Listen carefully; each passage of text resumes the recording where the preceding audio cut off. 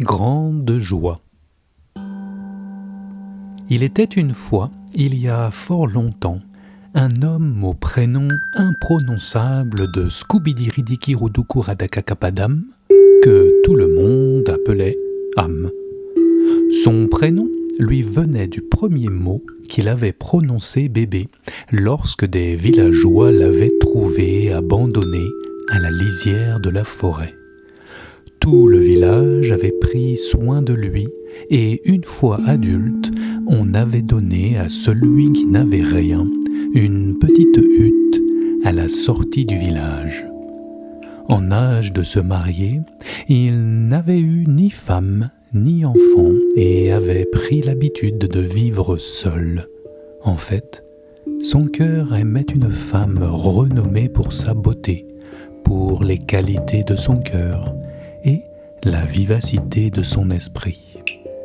Il en était amoureux depuis le plus jeune âge, mais ne lui avait jamais avoué de peur de se faire rejeter, car nombreux étaient ceux qui faisaient la cour à cette femme si belle, dotée de tant de qualités, et dont la famille était l'une des plus riches du pays. Il gardait donc son amour secret. Et puisqu'il n'avait rien, il avait décidé de rendre service à tous les villageois, le visage éclairé d'un sourire, les aidant du mieux qu'il le pouvait et de tout son cœur. Un jour, un sage passa devant sa hutte en tenant dans ses bras un petit veau tout blanc qui venait de naître et qu'on lui avait offert. Lorsqu'il vit le sourire et le bon cœur de Am, ainsi que le dénuement dans lequel il vivait, il comprit aussitôt l'entièreté de la situation et toutes les conditions qui avaient contribué à la créer. Il lui fit aussitôt don du veau tout blanc et partit. Am fut si reconnaissant que son sourire grandit encore et se transforma en un sourire immense et lumineux. Il nomma immédiatement le veau Grande Joie. Puis, il en prit le plus grand soin et le traita comme son fils, lui donnant la meilleure nourriture et l'installant toujours au meilleur endroit. Il était si heureux avec son petit veau tout blanc. Il redoubla d'efforts pour lui offrir la meilleure vie, et chaque fois qu'il posait son regard sur Grande Joie, son sourire immense et lumineux rayonnait, tandis que son cœur devenait de plus en plus grand. C'est ainsi que le petit veau tout blanc grandit et devint un taureau exceptionnellement beau et fort. Alors, conscient de sa bonne fortune, Grande Joie pensa : j'ai été élevé grâce aux bons soins et à l'amour d'un homme au prénom vraiment difficile à prononcer, Scoobidiram, Scoobadadram, Scoobidiridiki-Roudoukou, Scoobidiridiki-Roudoukou-Radakakapadam. Et moi aussi je préfère l'appeler Am. Il est si bienveillant et travaille sans cesse pour m'offrir ce qu'il y a de meilleur. Cela ne fait aucun doute que je suis devenu, grâce à lui, le taureau le plus fort du pays. Peut-être pourrais-je le remercier en montrant à tout le monde la force qu'il m'a donnée.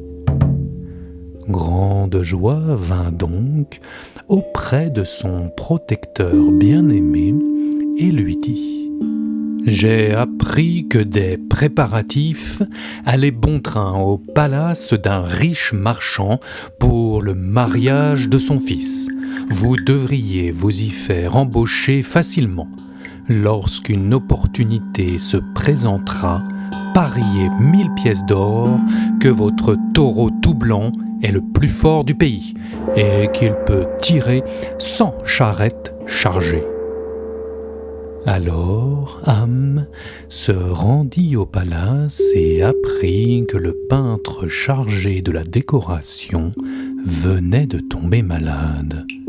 Or, les fresques murales ne pouvaient attendre, c'était la dernière touche avant le mariage du fils du marchand. Ham se proposa donc immédiatement et Scooby-Dee-Ridiki-Roudoukou-Radaka-Kapadam, il se mit à la tâche aussitôt et peignit les fresques avec entrain tant et si bien que le travail fut accompli en un rien de temps. Et même si les fresques étaient beaucoup plus colorées que celles qu'on fait d'habitude et pas toujours tout à fait droites, tout le monde fut très content du résultat, sauf le futur marié. Celui-ci grogna dédaigneusement en passant devant Ham. « Ces gribouillis à peine secs sont d'un ennui, rien de comparable avec les somptueuses peintures du palais royal. Une fois marié, j'y emmènerai mon épouse et nous ne reviendrons plus jamais ici. » Il y avait tellement de préparatifs à faire qu'on avait oublié de confectionner les robes et les costumes des serviteurs et de leurs familles. Les tailleurs étant déjà trop occupés par la famille du marchand, Ham se proposa immédiatement à la rescousse et, Scooby-Dee-Ridiki-Roudoukou-Radaka-Kapadam, il se mit à la tâche aussitôt, sifflotant gaiement, tant et si bien que toutes les robes et tous les costumes furent bientôt prêts. Et même si les couleurs étaient beaucoup plus vives que d'habitude et que les coupes n'étaient pas toujours tout à fait droites, tout le monde fut très content du résultat, sauf le futur marié. Celui-ci passa en reniflant devant Ham et dit « Heureusement que mes invités de marque ne prêtent aucune attention au bout de tissu que portent les serviteurs. De toute façon, mon valet a déjà la tenue des valets du palais royal. Une fois marié, j'y emmènerai mon épouse et nous ne reviendrons jamais ici. » Enfin, le mariage tant attendu arriva. La fête devait durer plusieurs jours et il y avait tellement à faire que Ham fut de toutes les corvées et de tous les services. Scooby-Dee-Ridiki-Roudoukou-Radaka-Kapadam par-ci, Scooby-Dee-Ridiki-Roudoukou-Radaka-Kapadam par-là, partout, il se mettait à la tâche immédiatement et en chantonnant. Bientôt le palace tout entier rayonna de couleurs et tout fut accompli en temps et en heure. Tout le monde fut très content, souriant et dansant, sauf le futur marié. Ce dernier passa derrière Ham qui aidait en cuisine et dit « Il y a une drôle d'odeur ici, quelque chose qui me déplaît profondément. Je parie que... » Immédiatement, Ham saisit l'opportunité et s'écria « Je parie que mon taureau tout blanc est le plus fort du pays et qu'il peut tirer à lui tout seul sans charrette chargée. » Quelle sottise! Ton taureau? Et combien, paries-tu? 1000 pièces d'or. 1000 pièces d'or. Pari tenu, abruti de Voraya. Amène ton taureau devant le palace cet après-midi. Je présenterai ma future épouse et il y aura des jeux et de la musique. Et nous rirons un peu. Alors Ham rentra chez lui et prépara grande joie. Il le baigna, lui donna la meilleure nourriture, puis lui passa une guirlande de fleurs autour du cou. Enfin, à l'heure dite, il l'amena devant le palace. Tout était magnifiquement décoré et 100 charrettes peintes et ornementées de fleurs se trouvaient là, chargé de meubles, de coffres débordants de tissus, de vaisselle, de nourriture, d'or, de bijoux. Les charrettes étaient attachées les unes derrière les autres par des cordes entrelacées de fils d'or, de l'essieu de la charrette de devant à la barre de traction de la charrette suivante. Tout d'un coup, un gong retentit. Les portes s'ouvrirent et une foule apparut. Le fils du marchand arriva droit vers lui, accompagné de sa promise. Quelle ne fut pas la surprise d'Am lorsqu'il reconnut la femme qu'il aimait depuis toujours, son amour secret. Lorsqu'elle tourna son beau visage vers lui, il baissa les yeux. Le fils du marchand interrogea la belle. « Connais-tu ce vaurien ?» Sans attendre la réponse, Am partit atteler grande joie à la charrette de tête en bougonnant. « Vaurien, vaurien !» Puis, au signal, lorsque tous les témoins du pari furent présents, il s'écria. « Allez, vas-y, vaurien, tire ces charrettes, vaurien !» Mais qu'est-ce qui lui prend ? Pensa grande joie. Pourquoi Am me traite-t-il de vaurien ? Et grande joie ne bougea pas d'un pouce. Immédiatement, le fils du riche marchand vint réclamer les 1000 pièces d'or.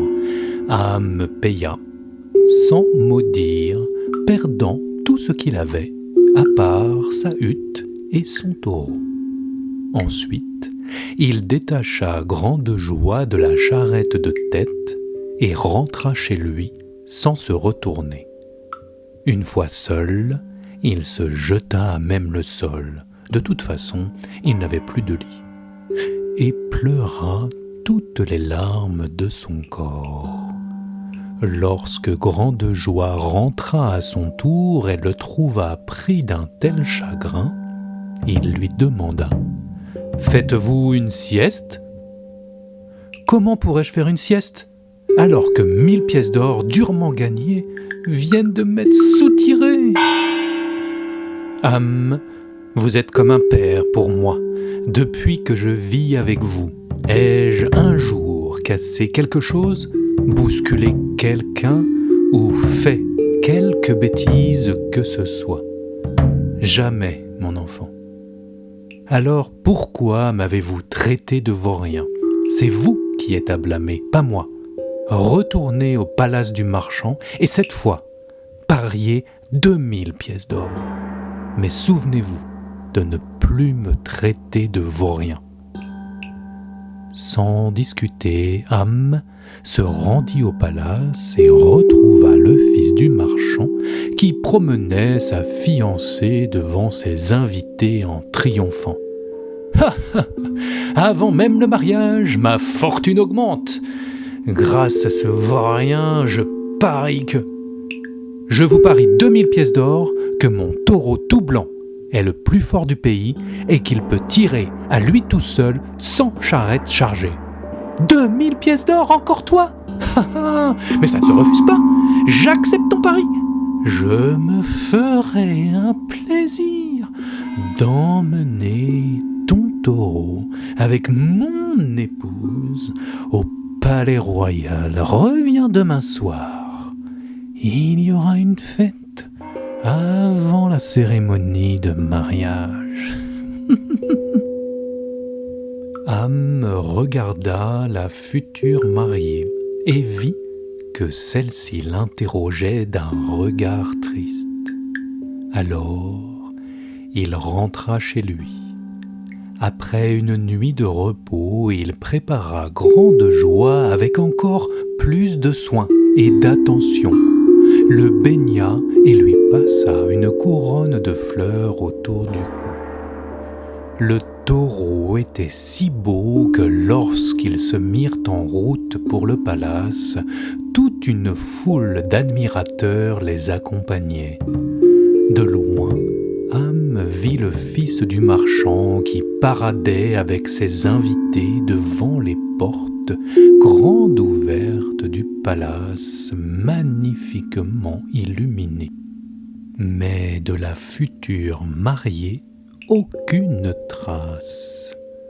Quant au futur marié, dès qu'il vit le taureau blanc arriver, il ne put empêcher une grimace envieuse et méchante de déformer son visage, et il se frotta les mains de convoitise. Les 100 charrettes décorées et chargées se trouvaient à nouveau là, illuminées elles aussi. Elles furent à nouveau attachées les unes aux autres avec les cordes tressées de fils d'or. Puis, Ham se rendit à la charrette de tête où il attela grande joie. Ensuite, il avança d'un pas et lui souffla. « Allez, grande joie, mon garçon, vas-y, tire-les, grande joie !» Alors, d'un seul coup, grande joie tira doucement les 100 charrettes jusqu'à ce que la 100e dépasse complètement la ligne de départ. La foule cria d'admiration et célébra Ham et grande joie. Jamais personne n'avait vu un taureau aussi fort, et il fut déclaré le taureau le plus fort du pays. Nombreux furent celles et ceux qui, dans la foule des villageois et des invités, apportèrent spontanément des offrandes généreuses pour un tel exploit. Le fils du riche marchand fut obligé à respecter son pari, et lorsqu'il s'approcha de mauvaise grâce pour donner les 2000 pièces d'or, il avait le regard méchant et vicieux. Juste à cet instant, la future mariée apparut et leur saisit la main à tous les deux. « Scooby-Dee-Ridiki-Roudoukou-Radaka-Kapadam, j'ai enfin réussi à le dire. Tout est bien maintenant. Nous sommes à la croisée des chemins de nos vies. Dis ce que tu as dans ton cœur, Ham, et ta grande joie sera aussi la mienne. Tout est bien. Je t'aime et t'ai toujours aimé. Je t'offre ma grande joie complètement et avec bonheur. Acceptes-tu de m'épouser ? Oui, j'accepte. Je t'aime depuis toujours, Ham. » Sur ce, le marchand et son fils quittèrent immédiatement le village et rejoignirent le palais royal. En chemin, ils trouvèrent une riche héritière, et dès leur arrivée, un mariage fut rapidement arrangé. Quant au mariage de Ham et de sa bien-aimée, il fut célébré le soir même au village avec grande joie comme nouveau héros. C'est ainsi que grande joie entra dans la légende comme le plus fort de tous les taureaux, capable de tirer le plus lourd des fardeaux par amour, et que cette force de l'amour rayonna ses infinis trésors dans le cœur de tous les êtres à travers l'espace et le temps. Il est dit aussi que depuis lors, dans tout le pays, il n'y eut plus de paroles dures et méchantes, car elles s'étaient toutes transformées en paroles douces et bienveillantes. Et quand quelque chose échappait aux habitants du pays, ils s'écriaient « Scooby-Dee-Ridiki-Roudoukou-Radaka-Kapadam » C'était grande joie, inspirée du conte Nandivishalla Jataka, issu des contes de Jataka, adaptés et racontés par Relax Pezzo. Merci et merci à tous les enfants.